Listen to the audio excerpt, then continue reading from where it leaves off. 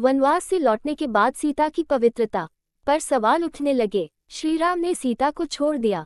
सीता को अपने पति राम से दूर जंगल में जाकर रहना पड़ा। ये सब एक तोते के श्राप की वजह से हुआ। पढ़े रामायण की कथा। रामायण में श्री राम और सीता के वियोग की कहानी सभी जानते हैं।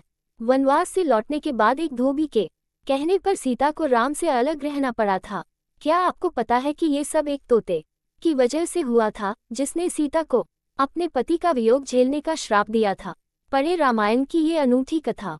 सीता जब छोटी थी तब अपनी सखियों के साथ बाग में खेल रही थी। तभी उनकी नज़र तोते की एक जोड़ी पर पड़ी। दोनों आपस में कुछ बातें कर रहे थे। सीता जाकर उनकी बातें चुपके से सुनने लगी।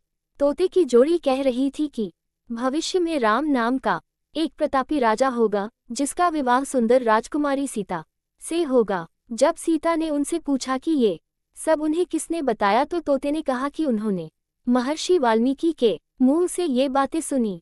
वे अपने आश्रम में शिष्यों को ये बात बता रहे थे। तब सीता ने कहा कि जिस राजकुमारी की वह बात कर रहे हैं वो मैं हूँ। ये सुनकर तोते घबरा गए।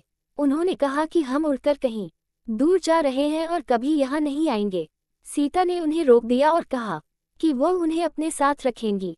इस पर तोतों ने कहा कि वे आज़ाद पंछी हैं और किसी पिंजरे में बंद होकर नहीं रह पाएंगे। सीता ने कहा कि वह और भी बातें सुनना चाहती है, इसलिए उन्हें नहीं जाने देगी। तोतों की जोड़ी ने खूब विनती की, मगर सीता ने टस से मस नहीं हुई।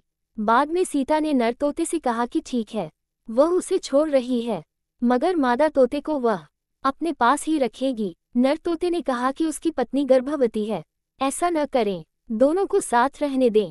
सीता ने उनकी एक न सुनी। उन्होंने नर तोते को तो छोड़ दिया, मगर मादा तोते को अपने साथ महल में बंदी बना लिया। नर तोता अपने साथी का वियोग सह नहीं सका। उसने सीता को श्राप दिया कि जैसे आज वह अपने जीवन साथी का वियोग सह रहा है, उसी प्रकार सीता भी एक दिन अपने पति का वियोग सहेंगी। कुछ समय बाद तोते ने अपने प्राण त्याग दिए। सीता को जब पता चला तो उन्हें बहुत दुख हुआ, मगर अब बहुत देर हो चुकी थी।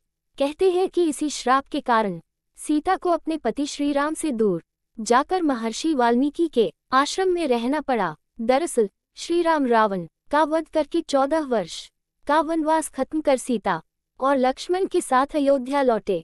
उसके बाद कुछ लोग सीता की पवित्रता पर सवाल उठाने लगे। एक धोबी ने भरी सभा में सीता की निंदा की। इसके बाद श्री राम ने प्रजा को ध्यान में रखते हुए अपनी पत्नी सीता को महल से बाहर निकालकर जंगल में रहने का आदेश दिया। उस समय सीता गर्भवती थी।